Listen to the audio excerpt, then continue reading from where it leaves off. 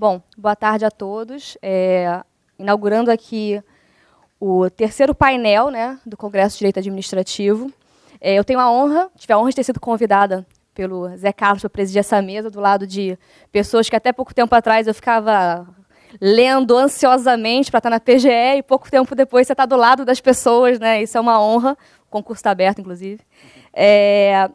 E a mesa é composta pelo Dr. Flávio Willemann, né, procurador do Estado do Rio de Janeiro, advogado, ex-desembargador eleitoral do Tribunal Regional Eleitoral do Estado do Rio de Janeiro, mestre em Direito, professor dos cursos de pós-graduação da Fundação Getúlio Vargas, Rio, da Escola de Magistratura do Estado do Rio de Janeiro, da Escola Superior de Advocacia Pública, autor dos livros Responsabilidade Civil das Agências Reguladoras, Manual de Direito Administrativo e Temas de Direito Público.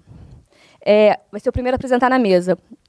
Depois o Dr. Gustavo Bidenboim, que é professor titular de Direito Administrativo da UERJ, doutor e mestre em Direito Público pela UERJ, pela Yale Law School e procurador do Estado do Rio de Janeiro. E, na sequência, o professor Rafael Oliveira, pós-doutor pela Fordham University School of Law, doutor em Direito pela UVA, Rio de Janeiro, mestre em Teoria do Estado e Direito Constitucional pela PUC-Rio, especialista em Direito do Estado pela UERJ, membro do IDAERJ, professor titular de Direito Administrativo do IBMEC e professor de Direito Administrativo da EMERJ. Vou passar a palavra para o professor Flávio Willemann.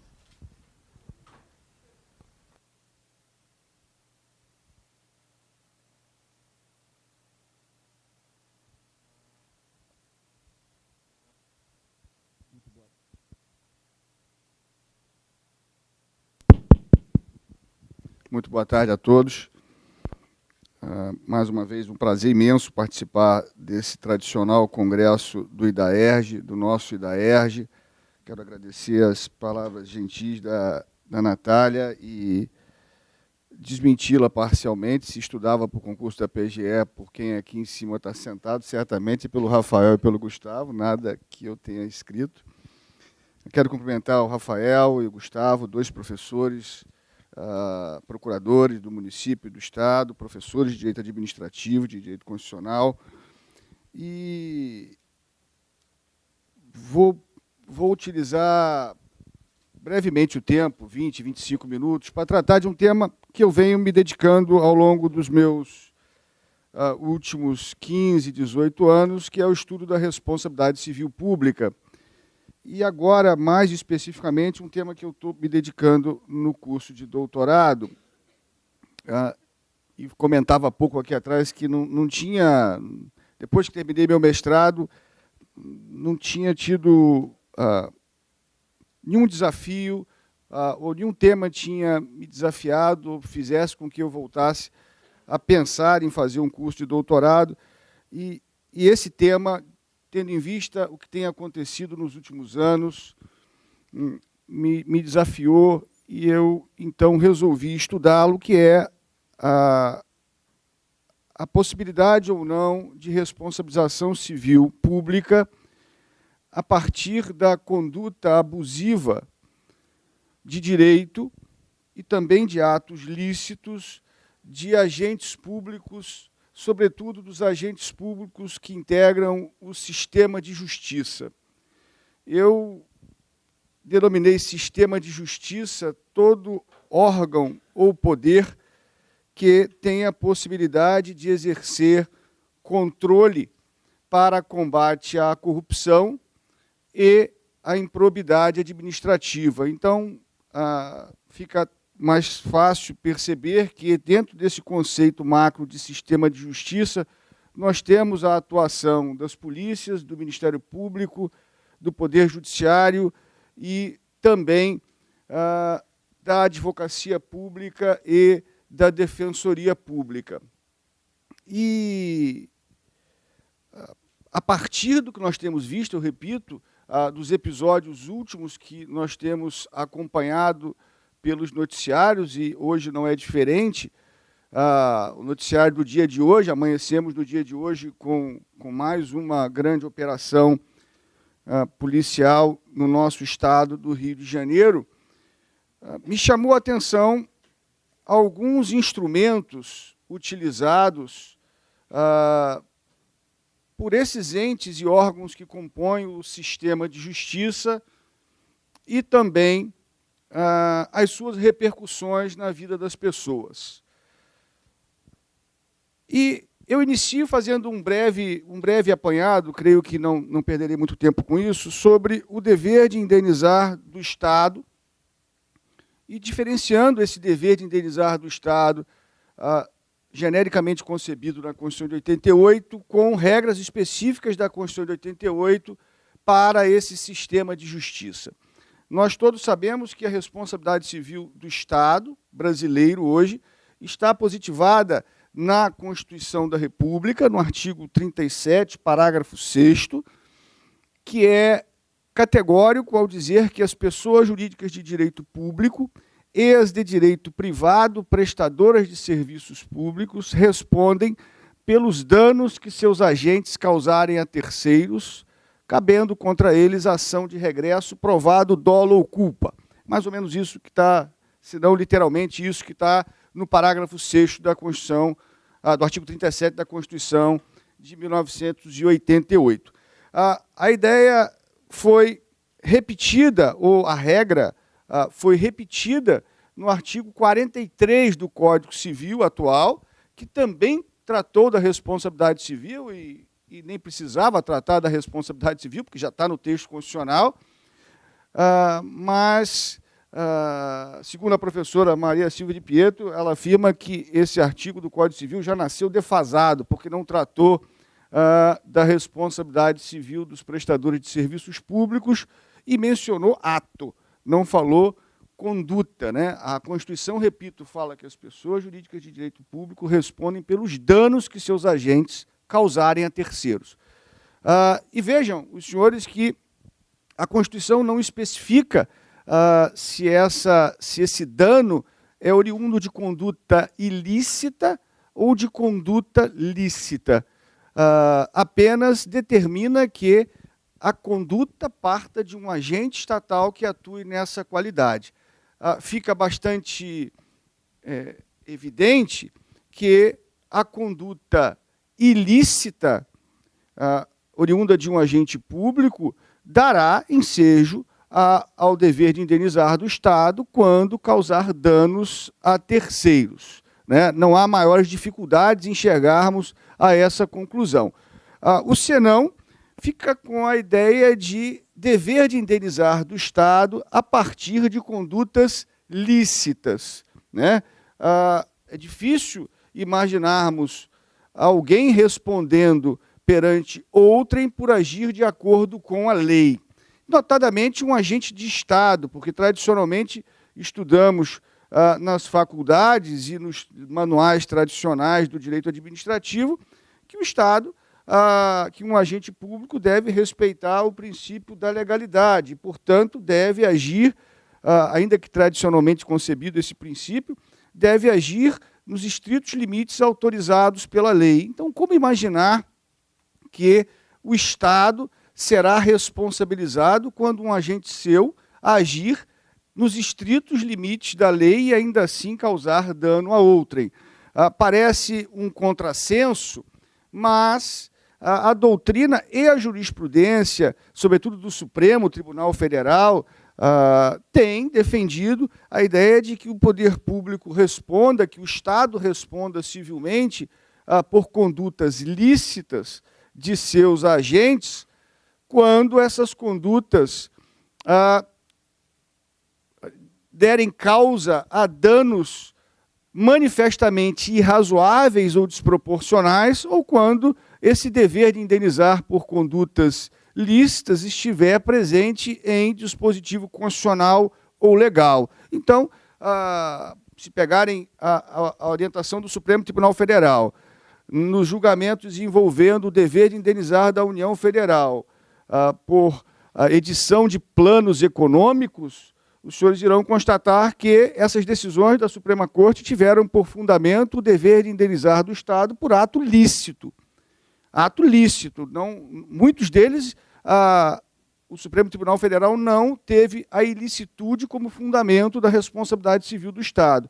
Portanto, o dever de indenizar por ato lícito advém da previsão legal ou de uma situação anormal, desproporcional, anômala, que gere no cidadão determinado ou de um grupo determinado de pessoas um sacrifício manifestamente irrazoável do seu direito. E fixadas essas premissas de que o dever de indenizar do Estado tem por fundamento uma conduta ilícita ou, excepcionalmente, uma conduta lícita, eu ingresso no tema propriamente dito da conduta abusiva de agentes públicos. E o primeiro destaque é para a ideia, ou para a teoria do abuso de poder como extensão da ilicitude, ou como a ilicitude em si, né? Para o direito administrativo, a teoria do abuso de poder ou do abuso de direito está centrada em dois pressupostos: o desvio de finalidade ou o excesso de poder. Ou o agente atua de acordo com a norma, mas vai além do que ela determina, ou atua de acordo com a norma para finalidade outra que a norma não prevê. Configurado o abuso de poder ou de direito, o atual Código Civil, e aí tem divergências, nós temos divergências doutrinárias, mas a maioria da doutrina tem se posicionado por entender que o abuso de poder, o abuso de direito está capitulado no artigo 187 do Código Civil e o classifica como um ato ilícito. Então, qualquer ato praticado por agente público assim concebido como um ato abusivo de poder ou de direito é, na minha concepção, um ato essencialmente ilícito para fins de responsabilidade civil do Estado. E, transportando esses conceitos para a onda de combate à corrupção e à improbidade administrativa que, em bom tempo, nós estamos presenciando no Brasil, eu queria e quero discutir o equilíbrio ou o desequilíbrio entre instrumentos processuais que esses entes e órgãos que compõem o sistema de justiça dispõem para acesso à justiça e o princípio da responsabilidade. Eu não tenho maiores dificuldades em concluir que, a partir da Constituição de 88, e, sobretudo, a partir do amadurecimento de técnicas ou de novas técnicas de acesso à justiça para combate à corrupção e à improbidade, esses órgãos e entidades que compõem o sistema de justiça foram muito fortalecidos. A atuação desses órgãos que compõem o sistema de justiça para o combate à corrupção e à improbidade ampliaram, no meu entender, o espectro do conceito de acesso à justiça, do princípio de acesso à justiça. Novas medidas previstas em lei para atingir essa finalidade que a sociedade brasileira tanto reclama, e aqui não estou fazendo nenhuma apologia a um retrocesso, cadê meu amigo Felipe Derbli? A uma ideia de retrocesso social com a diminuição de combate à improbidade e à criminalidade, mas eu não tenho dúvida que as novas legislações e a interpretação de princípios constitucionais fizeram com que esse sistema de justiça ampliasse a noção de um acesso à justiça para intervenção mais drásticas em direitos da personalidade, notadamente direito à propriedade, direito à privacidade, direito à liberdade de locomoção e, mais recentemente, com mais intensidade, o direito ao livre exercício da sua profissão.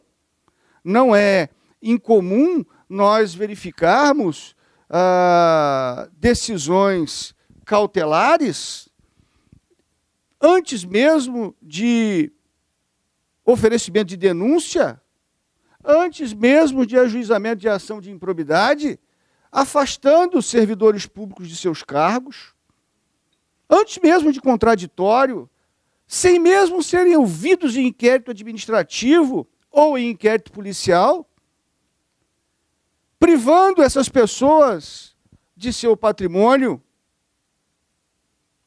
do seu direito de ir e vir, com prisões preventivas, prisões cautelares, prisões domiciliares.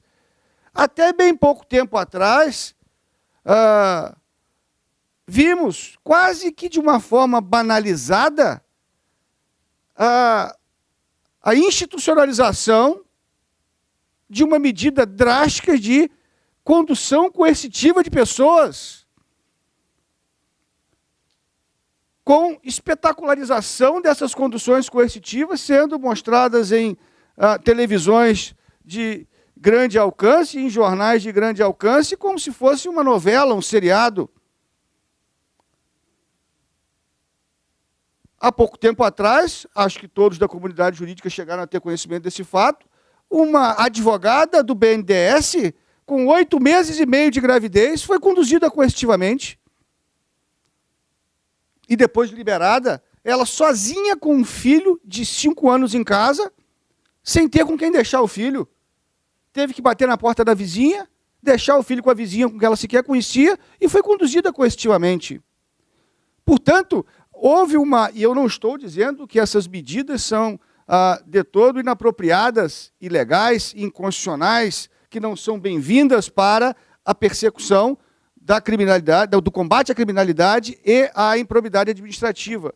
O que eu estou querendo dizer é que essas medidas, a utilização dessas medidas pelos entes e órgãos que compõem o sistema de justiça, ampliaram o conceito de acesso à justiça, e volto a dizer, em boa hora, mas, a meu sentir, não houve um consequente avanço do princípio da responsabilidade, ou um avanço proporcional do princípio da responsabilidade, tal qual houve com relação ao acesso à justiça.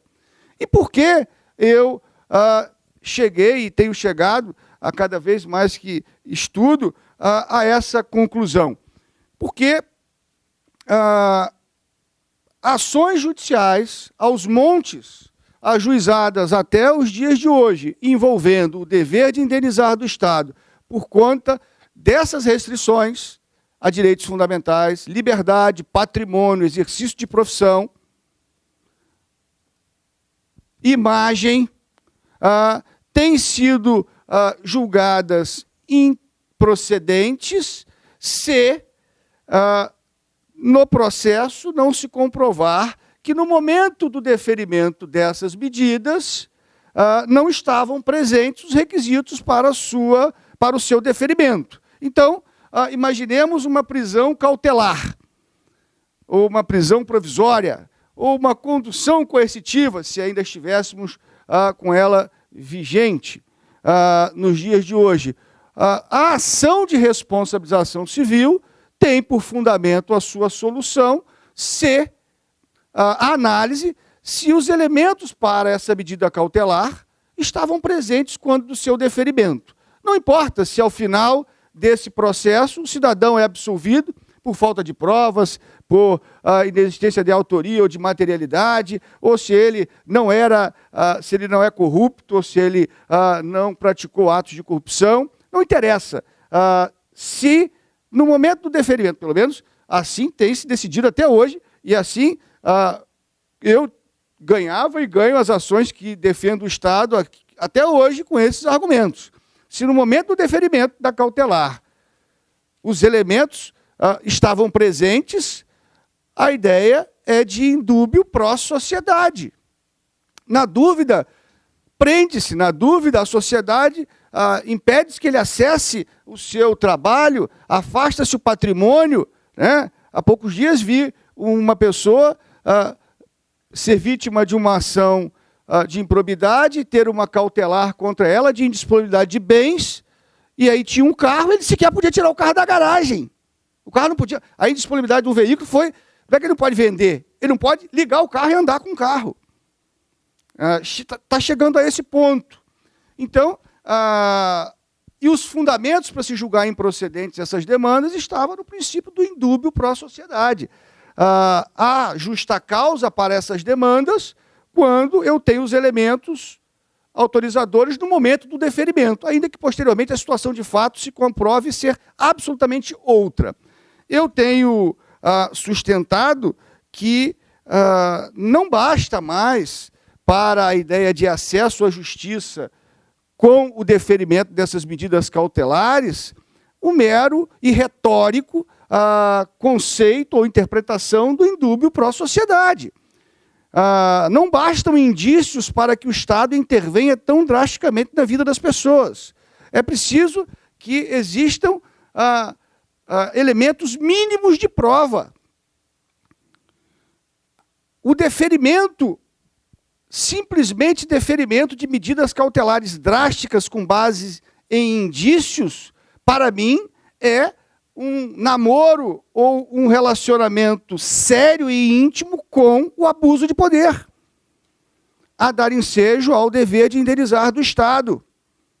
É preciso que medidas drásticas de intervenção, tal qual a prisão cautelar, afastamento de pessoas do seu trabalho e disponibilidade de bens, sejam lastreadas em justa causa, que corresponde não a meros indícios, mas sim em elementos de provas palpáveis e aferíveis, ainda que mínimos.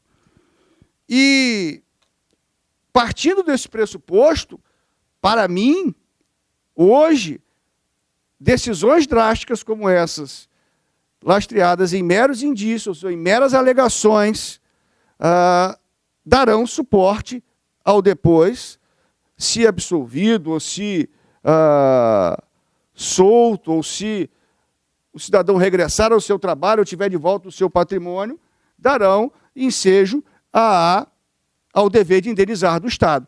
Da mesma forma, tenho entendido e tenho caminhado para entender que, mesmo lastreados em provas, essas ações drásticas, se ao final o cidadão for absolvido, poderá ele obter do Estado a devida indenização com fundamento na teoria do ato lícito.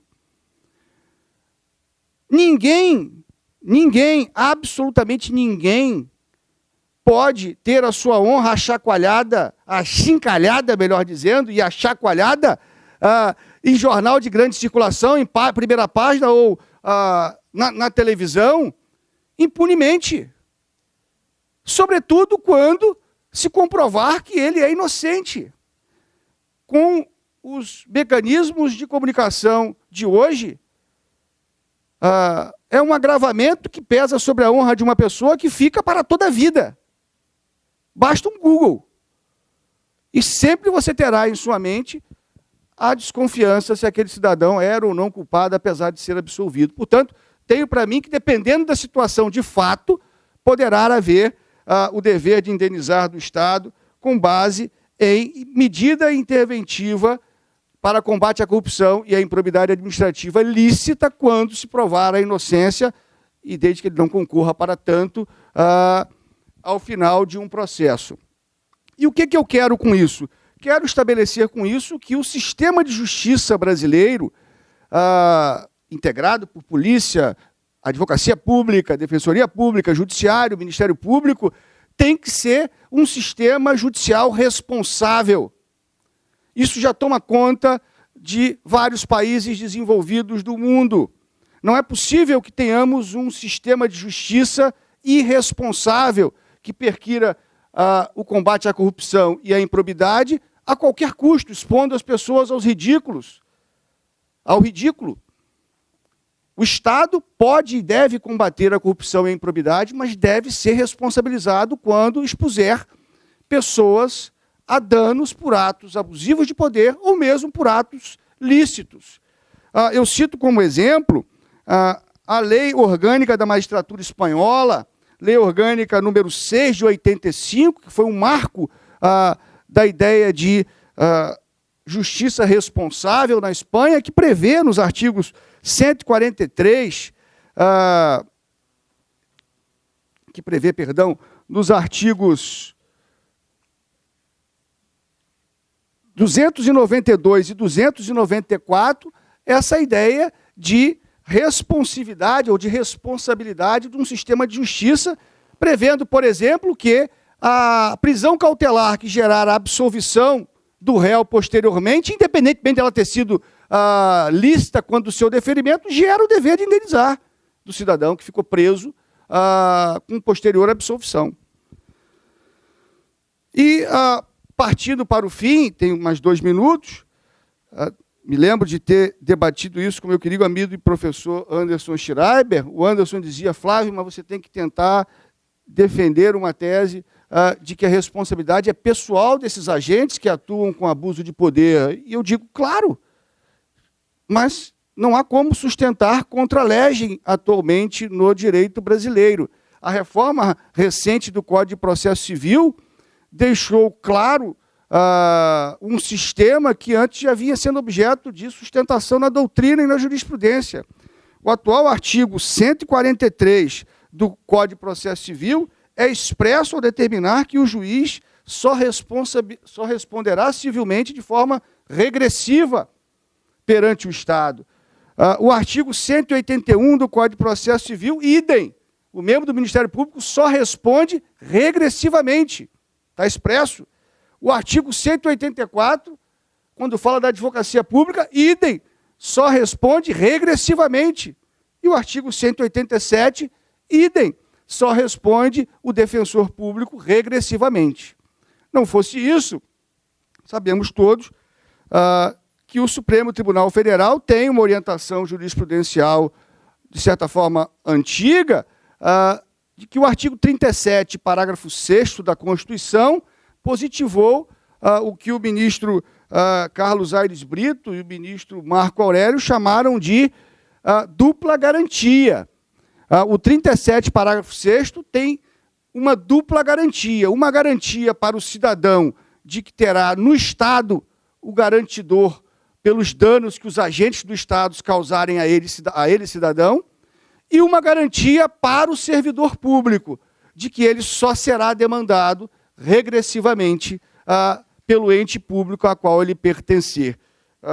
Para quem quiser o crédito desse entendimento, é só olhar o informativo de jurisprudência 436 do Supremo, é um acórdão de 2006, relatado pelo ministro Carlos Aires Brito, recurso extraordinário 327.904 do Estado de São Paulo. Então, feitas essas observações, ou essas considerações de algo que tenho estudado nos últimos meses, eu concluo dizendo que não acredito mais ser possível pensar no princípio do acesso à justiça apenas com uma noção retórica do indúbio pró-sociedade. É preciso interpretar o princípio do acesso à justiça no que diz respeito ao combate à corrupção e à improbidade, à luz do constitucional princípio da responsabilidade, de modo a não permitir que o cidadão fique à deriva ou sofra as consequências de atos abusivos de poder quando não lastreados em indícios probatórios ou em elementos probatórios, ou mesmo quando sofrerem prejuízos por conta de condutas lícitas desse sistema de justiça que os expuserem a um sacrifício desproporcional e irrazoável de direito. Muito obrigado.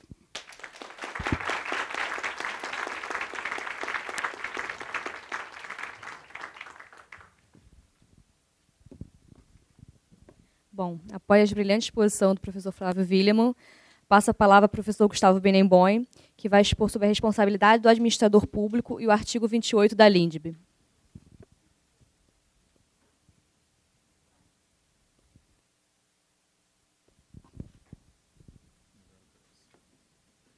Bom, boa tarde a todos.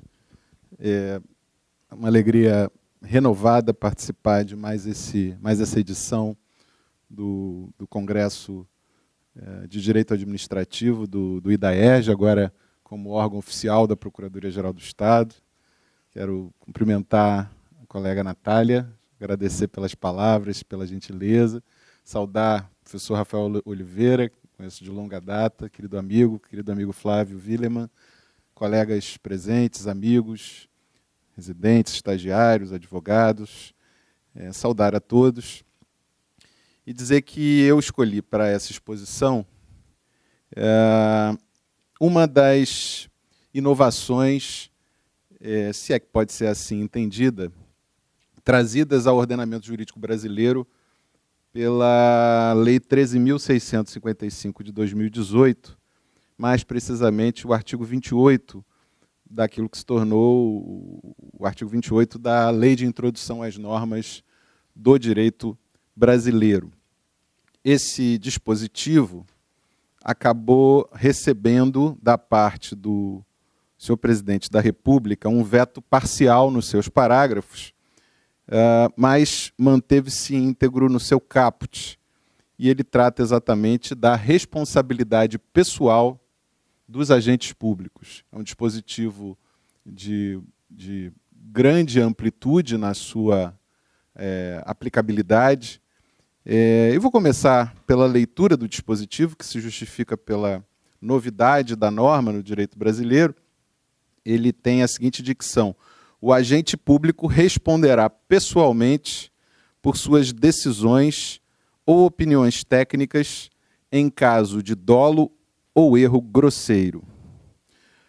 Os parágrafos que no projeto acompanhavam a cabeça desse artigo detalhavam, de certa maneira, o que se entendia por erro grosseiro, especialmente no que se referia às opiniões técnicas, mais do que propriamente às decisões administrativas.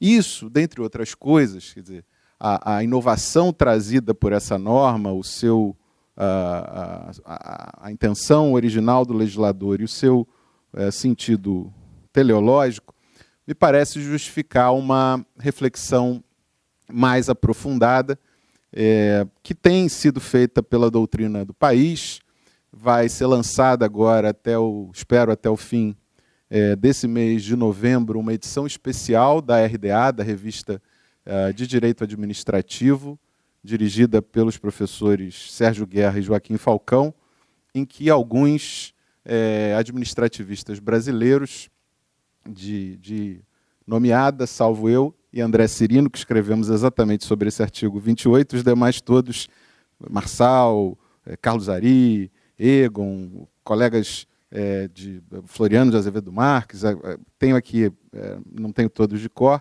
mas se puseram a interpretar e a comentar os diversos artigos da LINDB no que se refere ao direito administrativo.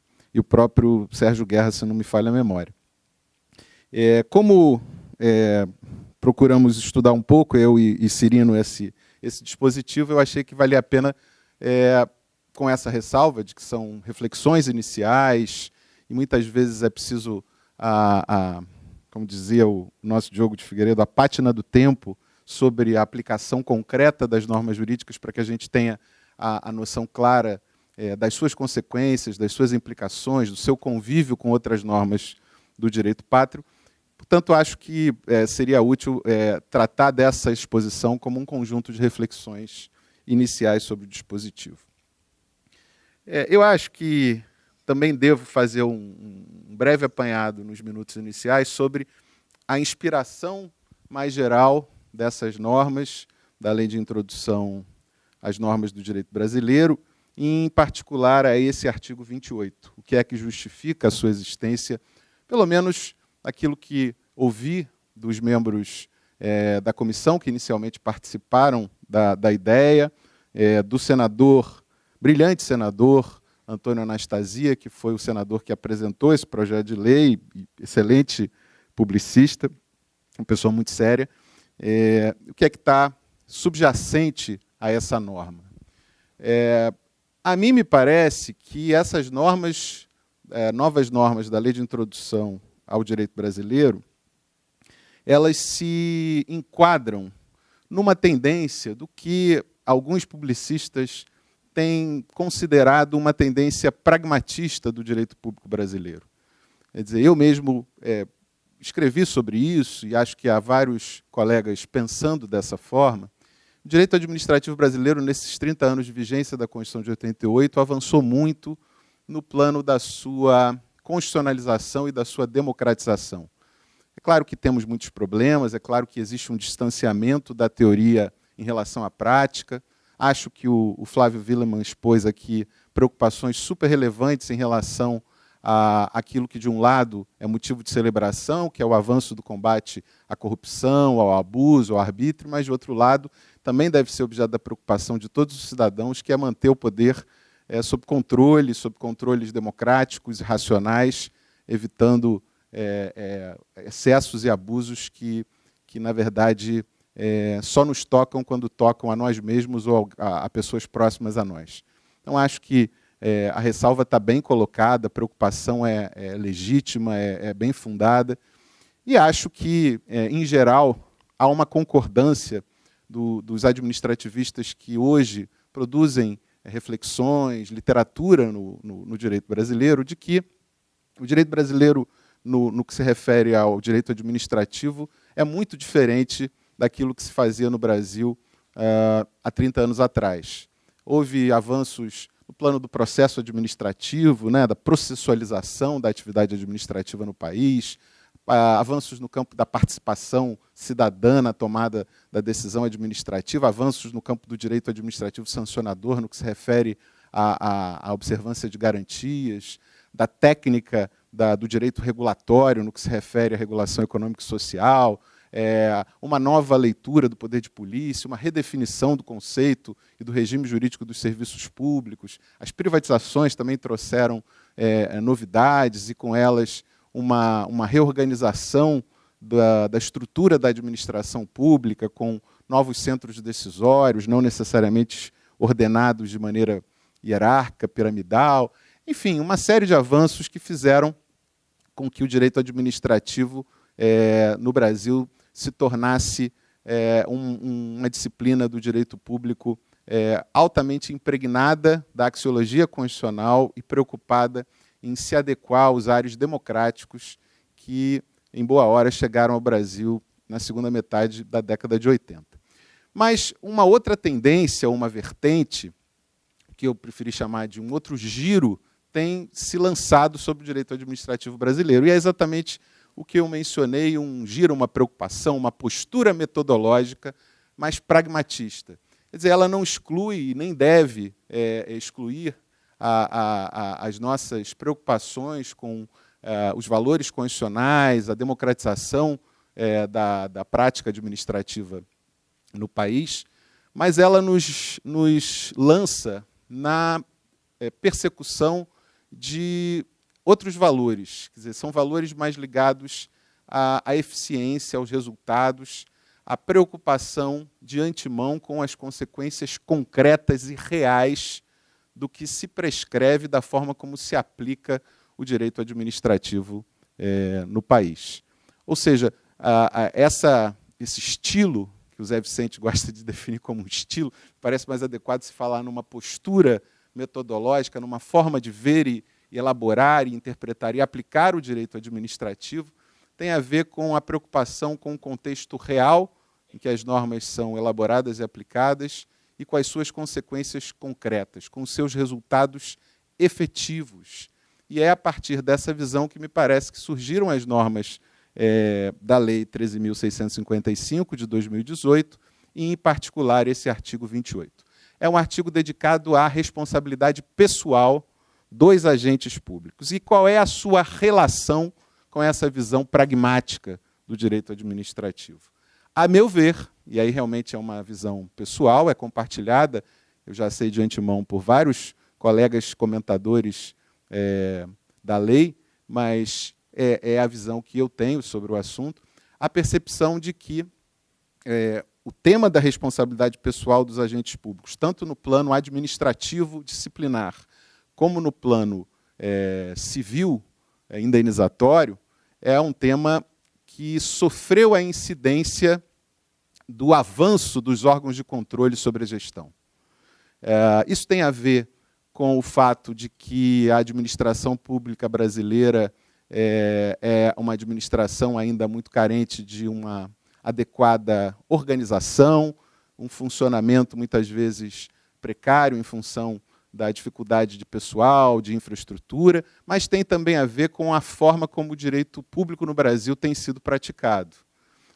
Há vários aqui presentes que se debruçam sobre esse assunto e têm nisso objeto da sua pesquisa, da sua reflexão, a forma como os órgãos de controle, tanto internos quanto externos, tribunais de contas e Ministério Público, e o Poder Judiciário, têm aplicado as normas de direito constitucional e de direito administrativo, e no que isso resulta, do ponto de vista do agente público, em termos de ampliação do seu grau de insegurança jurídica e em termos de consequência no que se refere à postura e ao comportamento dos agentes públicos diante dessa insegurança jurídica. Há um grande voluntarismo da parte dos órgãos de controle do Poder Judiciário, uma tendência a uma certa complacência com um ativismo judicial e um voluntarismo judicial exacerbado, e no que se refere aos órgãos de controle, uma criatividade nunca dantes vista,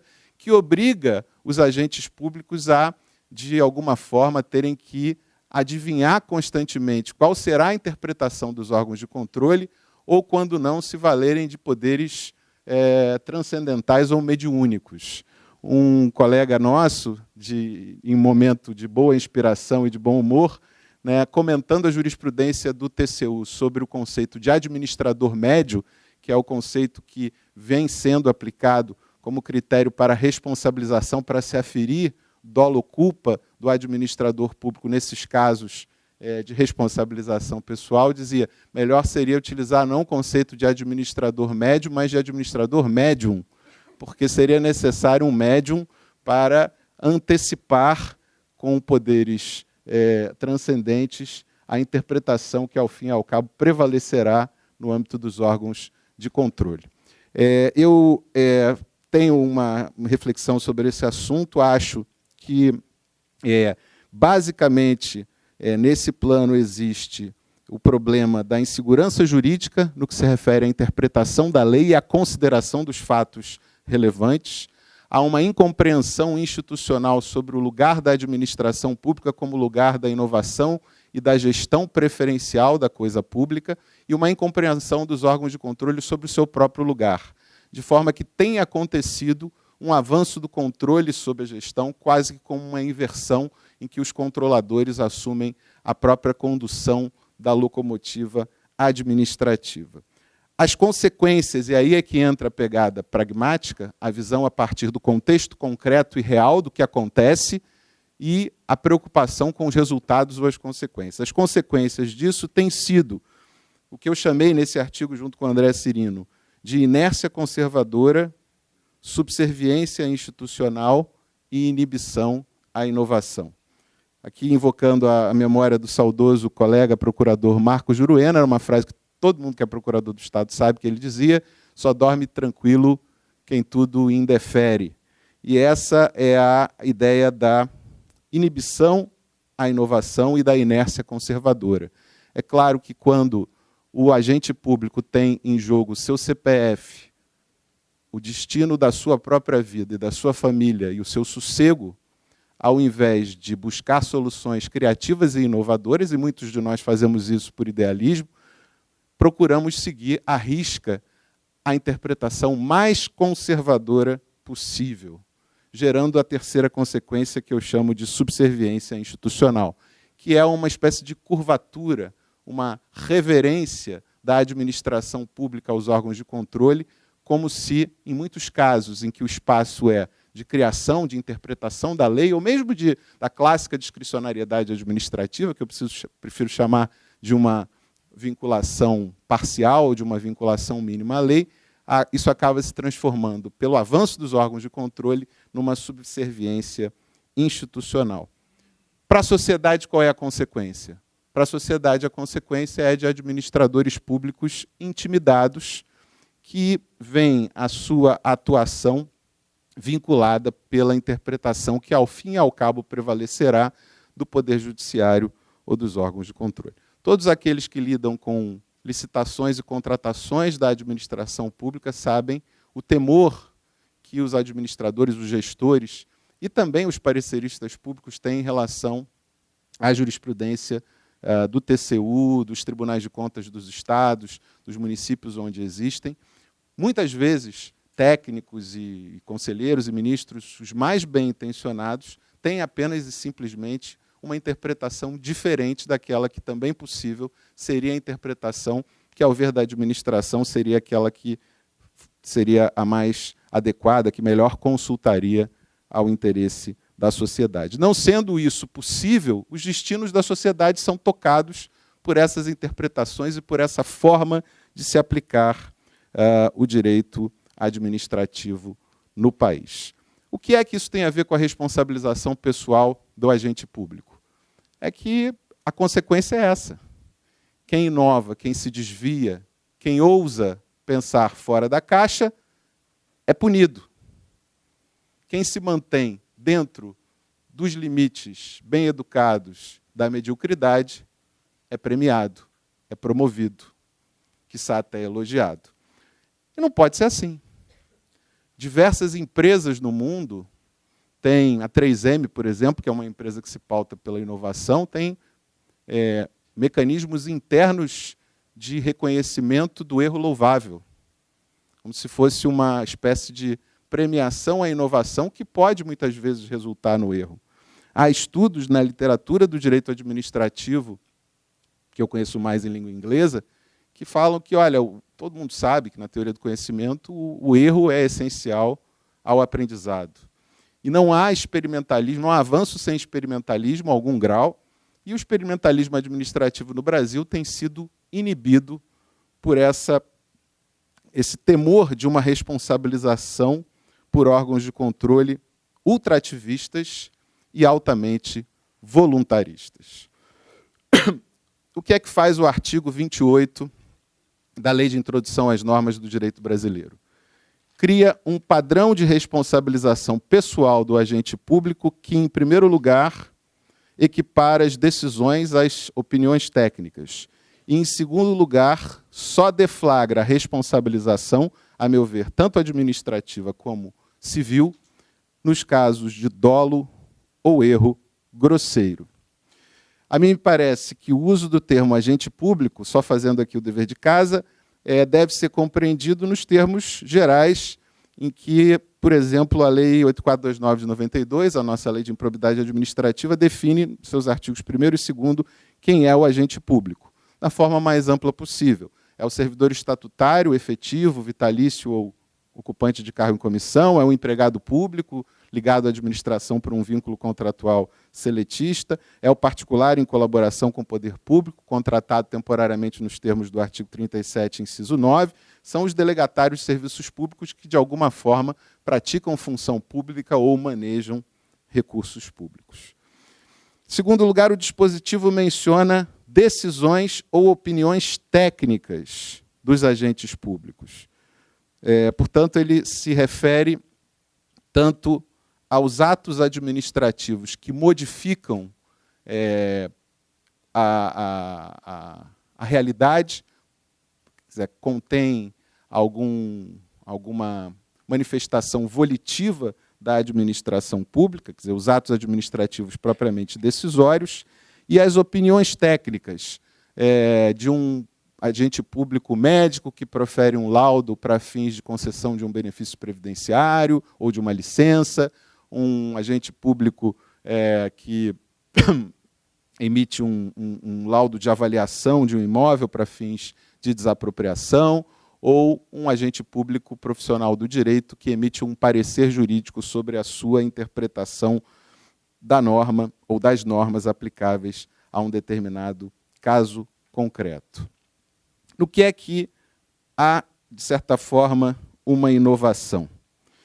A jurisprudência, tradicionalmente, e talvez a partir da Constituição de 88 de forma mais clara, que se refere, como já dito pelo Flávio, ao direito de regresso como uma das hipóteses de responsabilização civil do agente público que tivesse agido com dolo ou culpa, como uma forma de ressarcimento do poder público pela indenização paga à vítima, a doutrina e a jurisprudência, de certa forma, criaram uma clivagem, uma separação na responsabilização pessoal de agentes públicos por decisões e por opiniões técnicas. Nas opiniões técnicas, a jurisprudência do Supremo, consubstanciada no julgamento mais recente de 2 mandados de segurança, 24.073, relatoria do ministro Carlos Veloso, e 24.584, relatoria do ministro Marco Aurélio, se consolidou no sentido de que o parecerista público só seria responsável no caso de erro grave e inexcusável. E aí os ministros, com todo respeito, fizeram uma grande discussão, mas deixaram muito em aberto a sua conclusão, falando também numa culpa alargada, que, no entanto, dos fundamentos das decisões não fica claro quando ela se configuraria. Mas no que se refere a decisões administrativas, que não seriam, portanto, opiniões técnicas, a doutrina e a jurisprudência têm considerado a possibilidade de responsabilização pessoal dos agentes públicos, tanto no caso de dolo como no caso de culpa, independentemente da sua gravidade. O que faz o artigo 28 da LINDB? Limita essa responsabilidade aos casos de dolo, isto é, na intenção deliberada de causar o dano à administração pública ou de favorecer a terceiros, e ao erro grosseiro, nos desafiando sobre a compreensão do que seria esse erro grosseiro. Só para voltar um pouco atrás, a culpa tem sido apurada no âmbito da jurisprudência das Cortes de Contas a partir do conceito de administrador médio. Acho eu que, construído esse conceito a partir do Código Civil, de que seria algo equiparável ao que se exige na configuração do erro substancial, previsto no artigo 138 do Código Civil, que considera a diligência normal exigível da parte, num negócio jurídico, por exemplo, que, nas circunstâncias, essa diligência normal seria suficiente para se compreender que havia um erro perceptível naquele caso. Essa noção, no entanto, de administrador médio é uma noção muito vaga. E é exatamente essa noção que o artigo 28 da Lei de Introdução às Normas do Direito Brasileiro, a meu ver, pretendeu superar com a substituição disso pela ideia de erro grosseiro.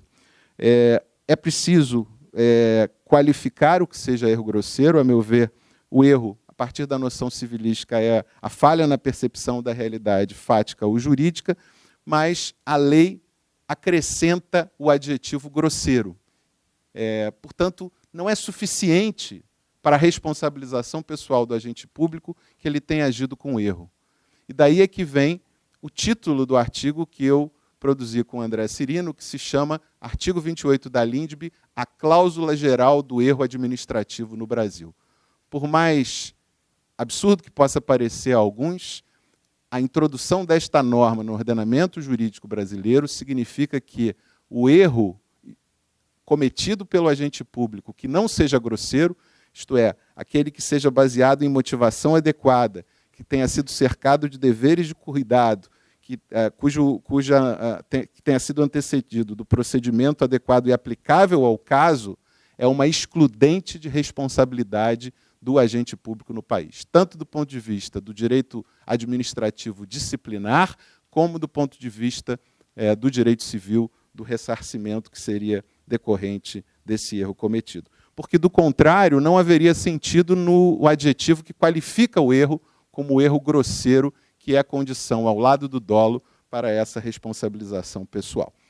A aplicação concreta, apenas uma sugestão, me parece ser algo que deve seguir a lógica dos conceitos jurídicos indeterminados. Erro grosseiro é aquela falha na percepção dos fatos ou da norma jurídica aplicável que se situe na zona de certeza positiva do que é o erro. Isto é, aplicar, num caso concreto, uma norma já revogada, ignorar os fatos comprovados nos autos, não aplicar uma jurisprudência mansa, pacífica, em alguns casos vinculante, aquilo que claramente não puder ser justificado. Portanto, é uma norma que me parece claramente daquele tipo de normas de desempate. Havendo uma justificativa plausível, baseada na motivação, baseada na inovação, baseada numa intenção clara de realizar o melhor interesse público, o órgão de controle deve ser deferente ao que diz o artigo 28 e excluir a responsabilidade, porque ela não terá, na prática, configurado erro grosseiro. Há duas considerações finais, eu sei que o meu tempo já se esgotou, eu vou pedir à Natália a benevolência com 2 minutos de prorrogação. Há defensores de que o artigo 28 dessa lei é inconstitucional. A tese é de que essa norma seria incompatível com o 37, parágrafo 6º da Constituição. Para ser mais fidedigno, há duas versões desse combate a essa norma. Vocês sabem que no processo legislativo, o Ministério Público de Contas, junto ao TCU, fez uma oposição muito radical, e há pessoas, autores, autoridades, inclusive do judiciário, das mais respeitáveis, que fizeram críticas muito ácidas ao projeto da Lindbe. Uma delas que eu respeito, meu amigo pessoal, o desembargador Jessé Torres, mas mantenho com ele aqui também uma respeitosa divergência. Alguns desses autores dizem que, ao contrariar, ao seu ver, o que o parágrafo 6º diz, do artigo 37 da Constituição, que na responsabilização pessoal do agente há o direito de regresso, quando o agente se houver ou obrar com dolo ou culpa, há o direito de regresso do Estado contra o agente público, que ao limitar essa responsabilidade a apenas o dolo e o erro grosseiro, o legislador ordinário teria incorrido numa inconstitucionalidade, porque ele não poderia excluir a culpa nessa hipótese. A segunda versão dessa tese é de que, pelo menos no que se refere à responsabilização civil, a norma seria inaplicável. Então, por uma interpretação conforme, o artigo 28 da Lindbe teria aplicação apenas no campo do direito administrativo e disciplinar, ou seja, excluiria a responsabilidade do agente público no que se refere à responsabilização disciplinar, mas não no que se refere à responsabilização civil no direito de regresso. Com todo respeito a essas duas teses, eu discordo de ambas. Me parece que é possível ao legislador ordinário, ao regulamentar a Constituição, dar ao conceito de culpa uma conotação de maior ou menor grau, maior ou menor intensidade. É o que acontece, por exemplo, já mencionado pelo Flávio, no artigo 143 do Código de Processo Civil, no que se refere ao juiz. O juiz é responsável, nos termos do inciso 1 do 146, do 143 do novo CPC de 2015, por dolo ou fraude, em hipóteses de culpa muito restritas, em que a parte tem que requerer e a prática do ato de ofício é negada pelo juiz, e assim mesmo isso é pré-condição para qualquer responsabilização pessoal. Então, se trata de situações que talvez sejam de culpa grave. Parece que o erro grosseiro é um código dogmático que regulamenta o conceito de culpa e não contraria. Quer dizer, não são institutos jurídicos absolutamente antinômicos, incompatíveis. Acho que houve uma opção do legislador, que para alguns é irrazoável, para mim é absolutamente justificável, uma opção por garantir maior segurança jurídica e um espaço de criação e inovação para o agente público que justificadamente possa ter agido de uma maneira que contraria a interpretação que, ao final, prevaleceu perante os órgãos de controle ou poder judiciário. Terá havido erro, sim, mas jamais um erro grosseiro que possa configurar uma infração administrativa ou um dano ao erário. E, portanto, também acho que a interpretação que limita o artigo 28 apenas ao plano administrativo sancionador disciplinar é uma interpretação que negligencia o sentido finalístico dessa norma legal e que, portanto, não permite que a norma cumpra integralmente a sua finalidade. A mim me parece que é preciso aprofundar a discussão sobre isso, mas é um avanço significativo, sim, no que se refere à maior segurança jurídica, é um espaço de proteção da inovação, tanto para o agente público que toma decisões, como no que se refere aqui a nós, a Procuradoria-Geral do Estado, aqueles que são chamados a proferir pareceres, muitas vezes em casos muito complexos, desafiadores, que exigem engenhosidade e inovação e que passam longe de qualquer intenção de causar dano ao erário, muitas vezes são a melhor forma de gerir o patrimônio público e realizar o interesse público. Era isso, obrigado.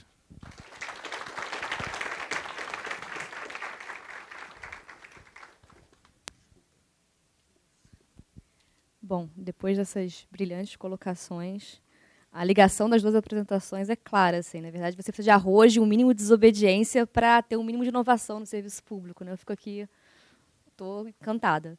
Bom, agora o painel é com o professor Rafael Oliveira, falando sobre a improbidade administrativa nos 30 anos da Constituição. Balanço e desafios. Bom, boa tarde a todos.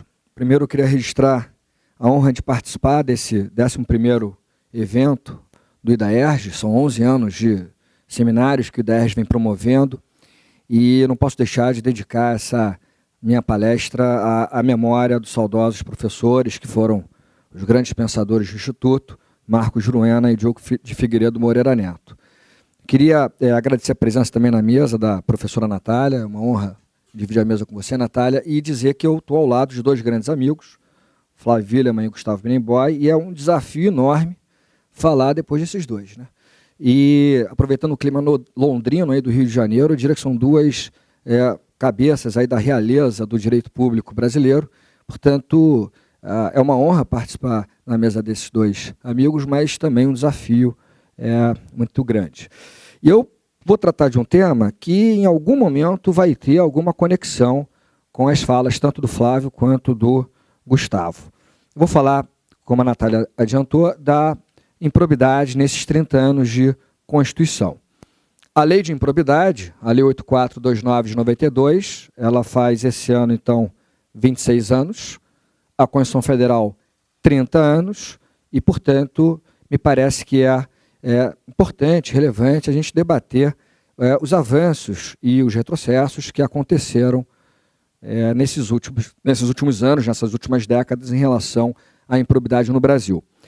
Bom, não é preciso dizer que o tema da corrupção hoje, ou de combate à corrupção, é um tema mais do que da moda, por razões, às vezes, não tão, digamos, festejadas, ou razões que mereçam ser tão festejadas, porque, infelizmente, a prática de atos de corrupção ela tem sido revelada. O que nós temos que analisar é que, pelo menos, o combate tem sido reforçado e implementado. Eu queria trazer um dado empírico. O Instituto da Transparência Internacional, essa organização, ela tem um índice, ela criou um índice, que é um índice de percepção da corrupção. Só para trazer um dado, o Brasil, atualmente, pelo menos a pesquisa de 2017 revelou essa posição no ranking, o Brasil ocupa esse ano a 96ª posição dos países mais corruptos, ou aqueles que trazem a percepção de maior corrupção, num ranking de 180 países. A gente está atrás, por exemplo, Sri Lanka, Timor-Leste, Kosovo, dentre outros países. Evidentemente que qualquer pesquisa você tem que interpretar os números, né, porque a questão de percepção da corrupção é uma coisa. A percepção da corrupção ela pode ter sido incrementada, especialmente nos últimos anos, por conta do maior combate à corrupção, da maior, digamos, divulgação desse combate à corrupção nos meios de comunicação, e aí a sensação de que a corrupção está espalhada, ela aumenta, apesar de ter aumentado eventualmente a briga, o combate a esse ato de corrupção. Mas não é desprezível a gente perceber que o Brasil ocupa uma posição muito ruim nesse ranking da Transparência Internacional. Portanto, me parece que esses dados, junto com o fato de que a Constituição Federal faz 30 anos esse ano, e a Lei de Improbidade, 26 anos, esses fatos justificam esse debate da temática da improbidade nessa minha fala. Bom, a Constituição Federal ela traz preocupações em relação ao combate à improbidade administrativa em várias passagens, especialmente no artigo 37, parágrafo 4º, a Constituição Federal trata ali especificamente da improbidade, menciona exemplificativamente algumas sanções e remete ao legislador infraconstitucional a tarefa de regulamentar a improbidade administrativa. Verdade que a Constituição Federal menciona em outras passagens essa preocupação com a improbidade, né, nos artigos 14, 15, também no artigo 85, inciso 5, quando fala de crime de responsabilidade, por exemplo, mas o fato é que o 37, parágrafo 4º, fala mais especificamente do nosso tema. E aí, regulamentando o 37, parágrafo 4º, de maneira bem específica, nós temos a LIA, a Lei de Improbidade Administrativa, a Lei 8429 de 92, que esse ano, repito mais uma vez, faz 26 anos, mais de um quarto de século.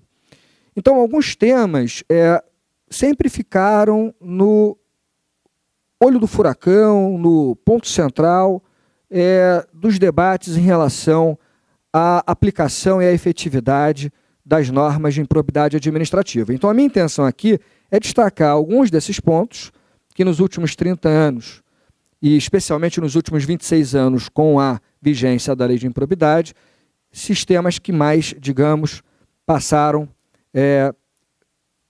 na caneta dos doutrinadores, na caneta dos magistrados, na hora dos debates. O primeiro tema, que acabou de receber um novo colorido esse ano, 2018, um novo capítulo importante, é o tema da incidência da aplicação da lei de improbidade aos agentes políticos. Bom, esse tema, nos últimos anos, foi um tema central, um tema que sempre gerou muita controvérsia. O Supremo Tribunal Federal ele tinha uma decisão antiga, uma decisão no âmbito de uma reclamação constitucional antiga, em que o Supremo, por maioria apertada, por 6-5, chegou a dizer que a lei de improbidade não se aplicaria a agentes políticos, sob o argumento de que os agentes políticos deveriam ser responsabilizados, a partir do princípio da especialidade, pela legislação que trata do crime de responsabilidade. Então, essa tese do Supremo, adotada no julgamento de uma reclamação constitucional por 6-5, essa tese Suprema, ela sempre refletiu, digamos assim, a posição do Supremo, ainda que vários ministros já dessem a entender que não gostavam dessa decisão e que tentariam mudar essa orientação, o que de fato ocorreu agora em 2018. Mas eu quero, antes de falar da mudança de rumo do Supremo, dizer que a própria doutrina, digamos, majoritária, a maioria, pelo menos, dos autores que se debruçaram sobre a improbidade administrativa, a maioria da doutrina sempre criticou essa posição do Supremo. Não que haja um consenso doutrinário, mas a maioria dizia que afastar de maneira peremptória a lei de improbidade a qualquer agente político que praticasse ela ato de improbidade não seria a interpretação mais adequada, não obstante esse entendimento mais tradicional do Supremo. Eu ia nessa linha crítica, a professora Maria Silvia Zanella de Pietro também, professor Emerson Garcia, professor José dos Santos Carvalho Filho, vários outros autores que escreveram sobre improbidade também foram nessa linha crítica, e diziam, os autores em geral, que a lei de improbidade ela seria aplicável a agente político que também responderia pela lei do crime de responsabilidade. O que acontecia na doutrina era uma pequena divisão, digamos assim, uma parcela dizia que a lei de improbidade e a lei do crime de responsabilidade, a lei 1079/50, ou o decreto-lei 201 de 67, no caso dos prefeitos, que essa legislação de crime de responsabilidade e a legislação de improbidade poderiam ser aplicadas conjuntamente a qualquer agente político sem que isso configurasse bis in idem. Até por conta da natureza, digamos, predominantemente política das sanções do crime de responsabilidade e das sanções extrapenais colocadas no artigo 12 da Lei de Improbidade Administrativa. Uma outra parcela da doutrina, e eu me filio a essa outra visão, dizia que você poderia aplicar as duas normas ao agente político com a ressalva de duas sanções: a perda do cargo do agente político e a suspensão dos seus direitos políticos. Essas duas sanções só poderiam ser aplicadas no julgamento do crime de responsabilidade, de modo que um magistrado de primeiro grau, por exemplo, aliás, não tem foro prerrogativa de função na ação de improbidade, então o magistrado de primeiro grau não poderia decretar, por exemplo, a perda do cargo e a suspensão de direitos políticos do presidente da República, de um governador, por exemplo, de Estado. Então, havia esse pequeno debate, digamos, pequeno debate entre aspas, na doutrina, mas a doutrina, de um modo geral, não concordava com o Supremo e admitia, com maior ou menor intensidade, a aplicação da lei de improbidade aos agentes políticos. E aí o Supremo acabou de trazer, como eu disse, um novo capítulo para essa questão. O Supremo reviu a sua orientação anterior no julgamento da PET, da petição 3240. A decisão do Supremo foi publicada agora, em agosto de 2018, 22 de agosto, e o Supremo entendeu, entendimento agora então que vai prevalecer, que o agente político se submete ao duplo regime sancionatório. O agente político pode ser responsabilizado ao mesmo tempo, com fundamento na lei de improbidade e com fundamento na lei do crime de responsabilidade. Mas o STF trouxe uma ressalva, e uma única ressalva: o presidente da República. A única ressalva seria o presidente da República, de acordo com o Supremo, porque na forma do artigo 85, inciso 5, combinado com 52 da Constituição, ao praticar uma improbidade, ele praticaria um crime de responsabilidade e aí seria julgado pelo Senado, onde ele poderia ter decretado a perda do cargo, a suspensão dos seus direitos políticos. O que a gente poderia discutir a partir dessa nova orientação do Supremo, uma possível discussão seria por que apenas restringir essa ressalva ao presidente da República. Porque a Constituição Federal só falou dele no 85, inciso 5 e no 52. Mas por simetria, a mesma ideia poderia ser levada ao governador de estado, por exemplo, eventualmente ao prefeito. Aliás, simetria não falta no Supremo em relação a outros assuntos ou a outras interpretações. Por exemplo, o 84, inciso 4 da Constituição, só fala do presidente da República na edição de decreto regulamentar. E, por simetria, evidentemente, ninguém discute, governador e prefeito também podem editar decretos regulamentares. Então, a dúvida que me parece que pode ser gerada, um debate que pode ser gerado, é por que apenas restringir essa interpretação, ou ressalvar, melhor dizendo, ressalvar essa interpretação o presidente da República. Mas fato é que agora o STF, então, aplica a lei de improbidade também aos agentes políticos, com essa ressalva exclusiva do presidente da República. Bom, me parece que pelo menos é um caminho, um avanço que o Supremo traz, pelo menos na minha percepção, numa busca de maior efetividade da lei de improbidade. Infelizmente, os agentes políticos, muitas vezes, que têm a caneta, que têm o poder da decisão, estão envolvidos em atos de improbidade ou em atos de corrupção, e é preciso que se efetive, então, a punição de maneira exemplar. Aliás, a lei de improbidade, o próprio Gustavo mencionou o artigo 2º, que conceitua agente público. O artigo 2º vai lá, você vai ler o artigo 2º, fala eleição, fala mandato, quer dizer, a legislação pensou, quando tratou da improbidade, no agente político também, não só nele, mas também nele. Então, o Supremo, pelo menos, avança nesse ponto, me parece, mas abre-se um caminho para a discussão daquela ressalva apenas ser feita ao presidente da República. Bom, um outro tema que eu destacaria nesses últimos anos de aplicação da lei de improbidade, nesses 30 anos de Constituição, é um tema que, de alguma maneira, passou pela fala do Flávio e pela fala também do Gustavo. Eles tocaram também nesse assunto, só que aqui a minha análise é mais para a improbidade, que é a questão do elemento subjetivo na responsabilização dos agentes públicos e dos terceiros que atuam em conluio com os agentes públicos na prática da improbidade. Bom, a regra geral, de acordo com a própria literalidade da lei de improbidade, é que só haverá responsabilização por improbidade na forma dolosa. Então, a regra geral é que só haveria a punição por improbidade se comprovado o dolo, a intenção do agente público ou do terceiro na prática da improbidade.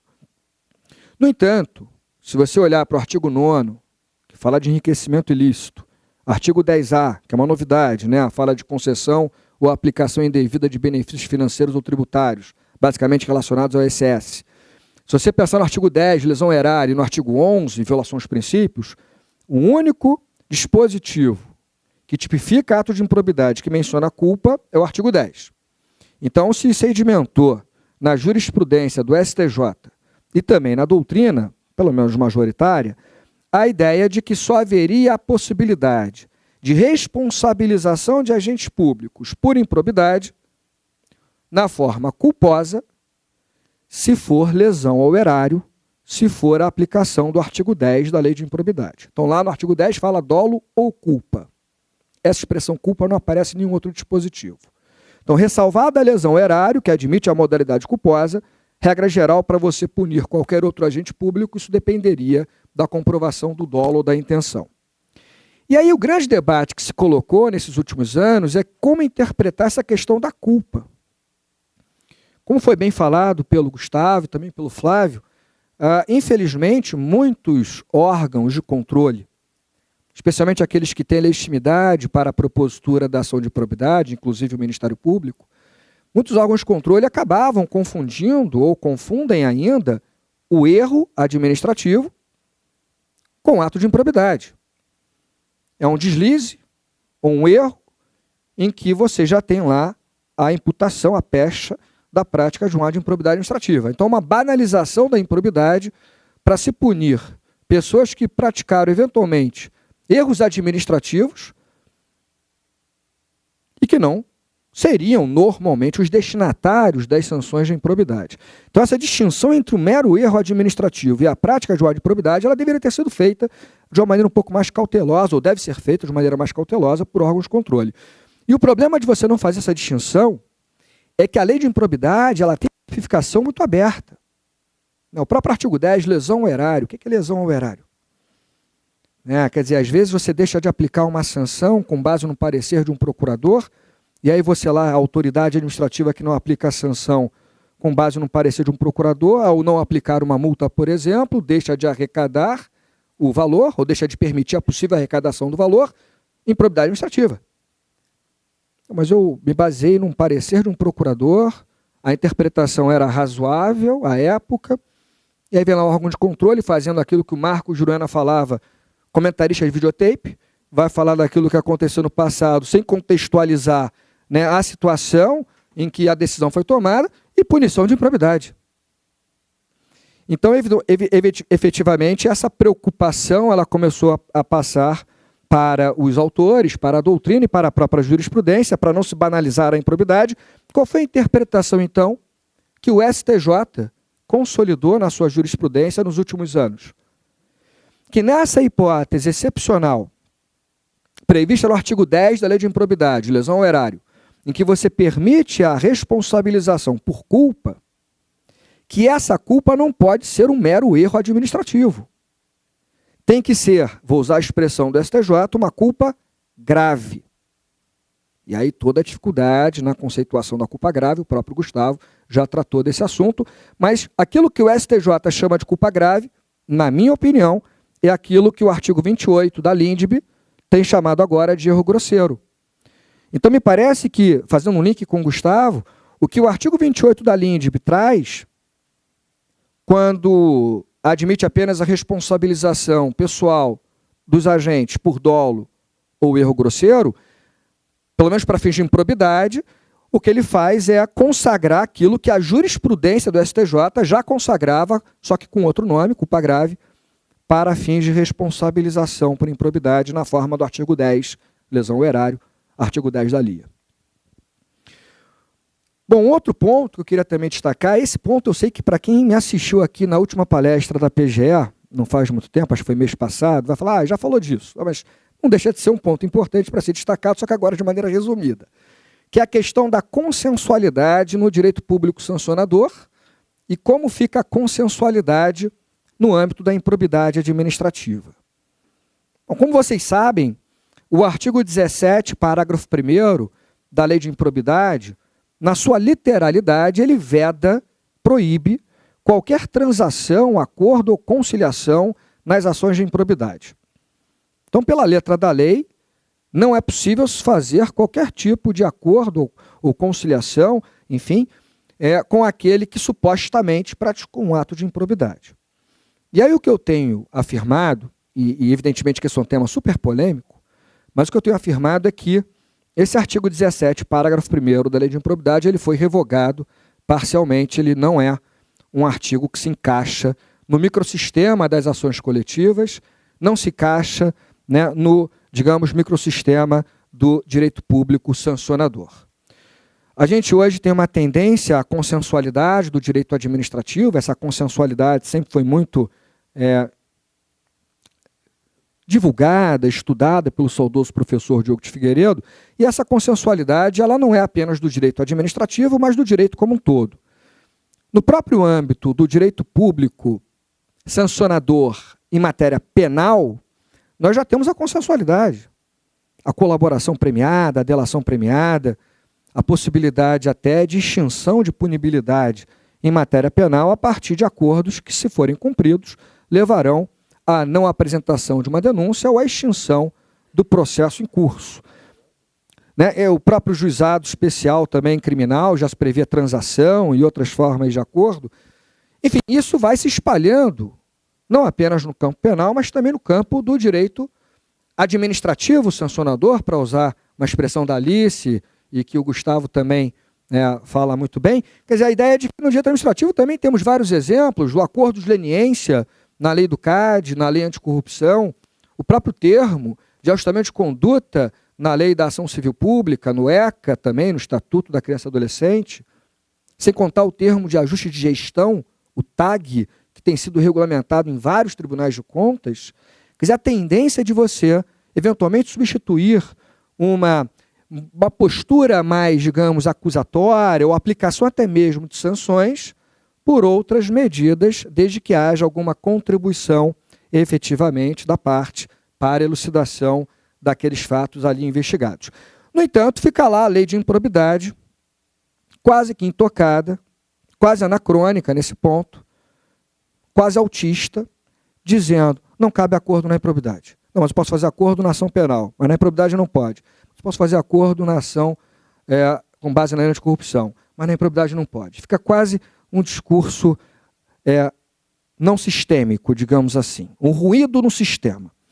Me parece, então, que o artigo 17, parágrafo 1º, ele poderia ser considerado revogado não só porque não se adequa ao microsistema das ações coletivas ou do direito público sancionador, mas até porque a lei de mediação, a lei 13.140 de 2015, no seu artigo 36, parágrafo 4º, expressamente prevê lá, muita gente passa lendo a lei de mediação e deixa lá de lado esse parágrafo 4º do artigo 36, expressamente diz lá, acordos em ações de improbidade.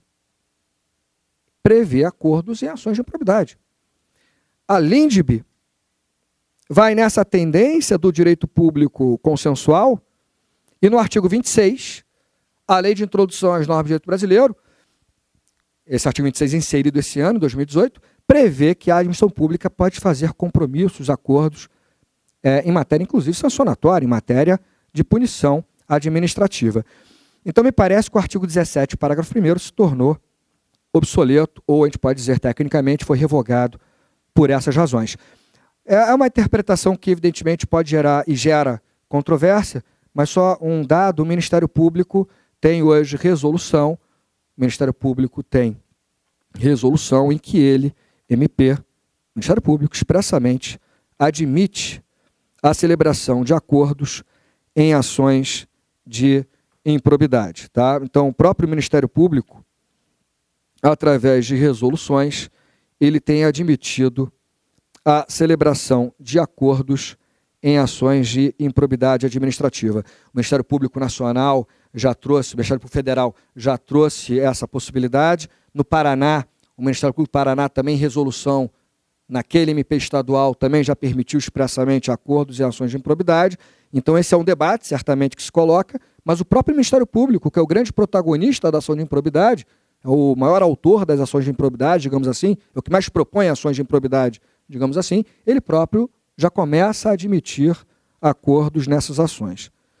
Eu sei que o tempo está acabando, só para fechar um último tópico, pedindo também, como Gustavo, ele criou o precedente, os 2 minutos de prorrogação.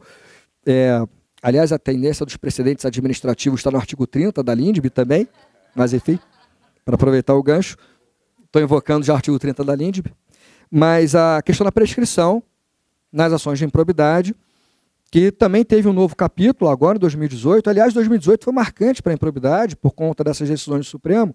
O Supremo acabou de decidir a questão do ressarcimento ao erário em matéria de ação de improbidade, em ações de improbidade.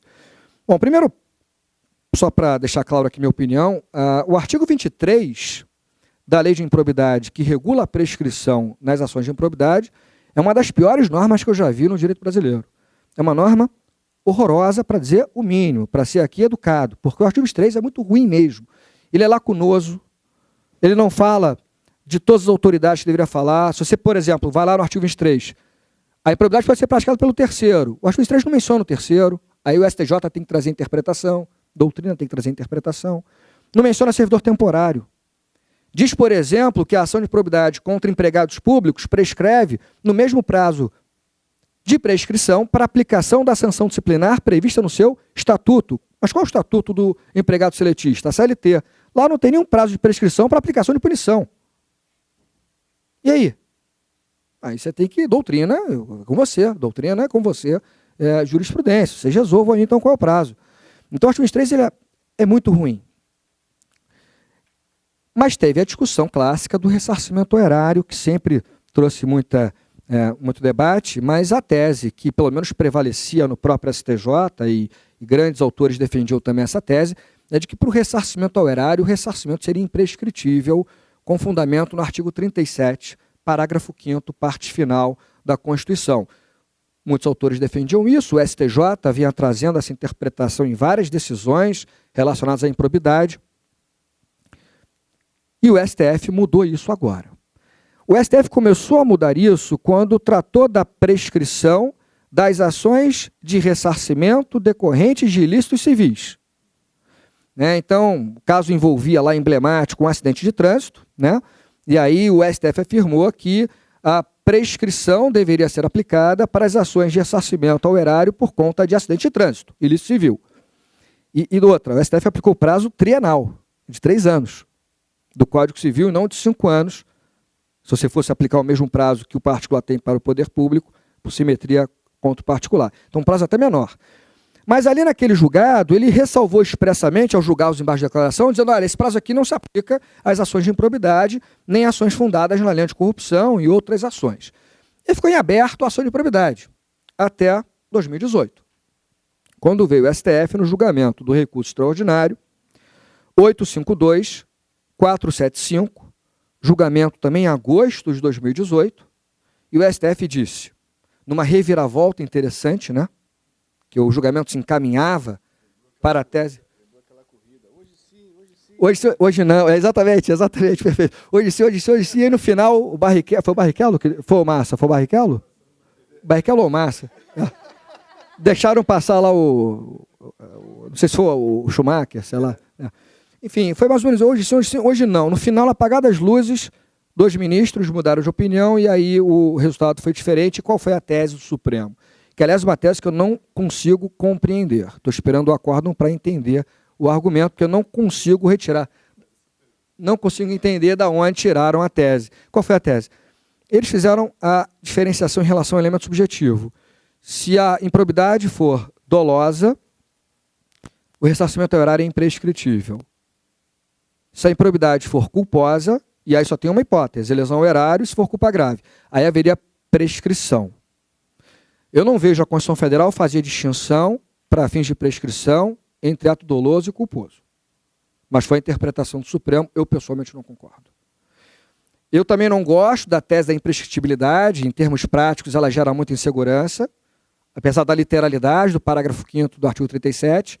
Talvez uma saída, digamos assim, menos drástica, mais consensual, mas também difícil politicamente, seria modificar a Constituição Federal por meio de emenda e estabelecer de maneira clara a um prazo de prescrição para as ações de ressarcimento. Mas não fizeram isso em 30 anos, eu não sei se vão fazer isso em breve. Não sei se vão fazer isso a partir dessa decisão do Supremo, porque realmente a decisão do Supremo, ela não é, na minha opinião, não é a melhor decisão, com todo respeito, evidentemente, aos ministros do Supremo. Então, o que eu quero fechar aqui, já pedindo desculpa pelo passar da hora, é dizer o seguinte, aí o Jô Soares tinha uma frase mais ou menos assim, eu vou adaptar, evidentemente, eu vou dizer o seguinte, a corrupção e a impunidade, que é o tema central da improbidade, a corrupção e a impunidade não são invenções brasileiras, mas, infelizmente, o Brasil aprimorou e muito a corrupção e a impunidade, No entanto, me parece que há uma luz no fim do túnel. Nós temos visto aí, presenciado nos últimos anos, uma preocupação não só do legislador, mas uma preocupação concreta dos órgãos de controle e de combate à corrupção, mas é preciso ter também cautela para que esses combates à corrupção, como já foi falado aqui antes, não desrespeitem direitos básicos das pessoas e não se coloque todo mundo no mesmo balaio e que se traga pecha de ímprobo para que ele cometa, eventualmente, algum erro, algum deslize administrativo. Muito obrigado.